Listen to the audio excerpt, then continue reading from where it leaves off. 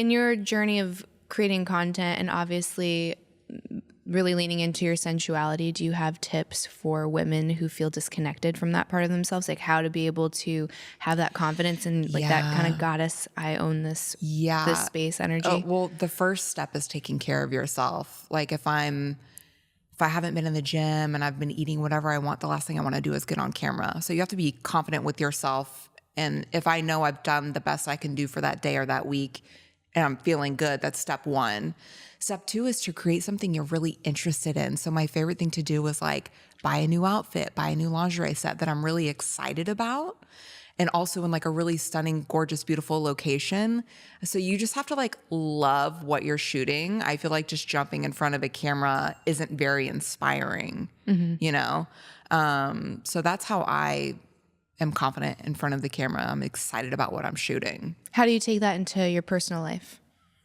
Being confident? Like, yeah, so if you're dating, so like if you're going out on a date and someone, and you're maybe a girl that hasn't done it in a long time, or you feel like, I don't know, just like disconnected from that part of you, like how do you bring like that confidence and like sensuality to like relationship or to dating or even to yourself? You have to, okay, so confidence can mean a lot of different things to a lot of different people. And for me, dating, sensuality is not what makes me feel confident.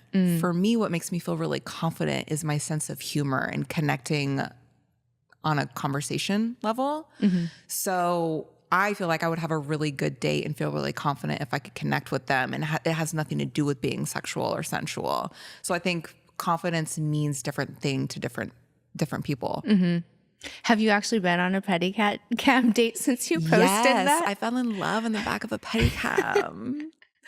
I love pedicabs.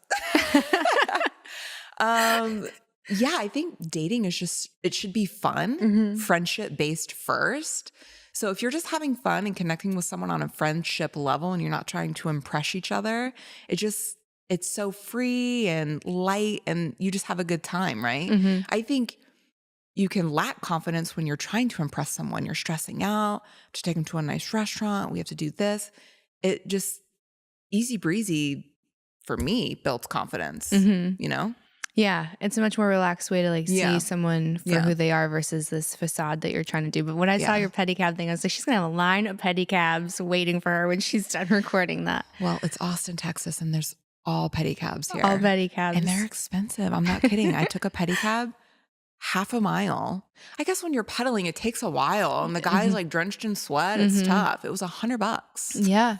Easy. I did one in Manhattan. It was around Christmas time and the same thing. I felt like a few blocks. It was just too much that I didn't want to walk in heels. Exactly. So I was like, I'll do the pedicab. And then he's like, that'll be, I think it was like $150. I was like, this would be a $15 cab. Yeah. Oh my gosh. But you had fun though, right? I did have fun. Yeah, it's memorable. Yeah.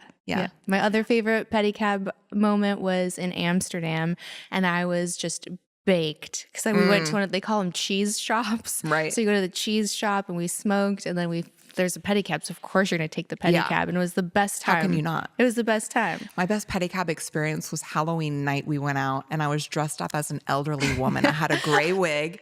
I had my Goodwill church outfit on, and I had my glasses, and I had my pocketbook, and I was in a pedicab. I whipped some cash out of my pocketbook. It was so fun. I loved that. I was like, I want to steal this idea for a party. That is the most fun Halloween I have ever had in my life. Or if you're doing a bachelorette or a birthday party, dress up in a group of elderly women or men. We won $5,000 that night for the costume contest because we were like breaking it down as elderlies. It was so fun. It was at a club, right? Like I was like, just go to Goodwill, get like a walker. I like bought a walker off of Facebook Marketplace. We had canes. We won. It was so funny. It was so good. Yeah, I love that you showcase that in the content that you make. Like you're not afraid to just be silly and be funny. Yeah. Like you don't put a lot of like pressure to just be like this perfect little. Yeah. The content that I spend the most money on and is the most aesthetic and time consuming and the most creative actually gets the least engagement because you're not connecting with fans doing that. So I try to shy away from doing too much of that, even though it's so fun to create. And you just get so much more engagement just being yourself. Mm-hmm. And some people probably think it's lazy because I didn't spend any money on the content, on the wardrobe, on the location. You shoot a funny moment in 2 seconds and it kind of feels sloppy almost, but it does so well because fans can see you. Mm-hmm. And that's the only thing The that real separates you. you from Yeah. everyone else. Mhm. Mm-hmm. Do you think, so when people say that this kind of work can't be empowering or that it's a trauma response or that you're making the world a worse place, like Yeah. what do you say to that? It's all situational because I do know women that do this that are completely, they have the best head on their shoulders. They're very business oriented. They have a strong work ethic. But I also know people that do this because of the way they were brought up, trauma responses. So it depends on the person. There is no one size fits all. Mm-hmm. I personally got into this because it made me happy doing it and the money that you can make doing it if you put the time and effort in versus, I had a 9 to 5 when I started doing this and I did this on the side and I made more money doing this on the side than I did at my 9 to 5 that I went to college for. So tell me why. Mm-hmm. I What were wouldn't. you doing before? I was a content curator for a website. Oh, So I was deep in those Reddit threads. there you go. That probably helped a ton. And then Yeah. you had a fan base or you No. just were like an overnight. I started with 10,000 Instagram followers. Wow. Yeah. That's amazing. And I made $3,000 my very first month, wow. which is insane for only having 10,000 followers. Followers. Yeah. Yeah. That's very unique. mhm.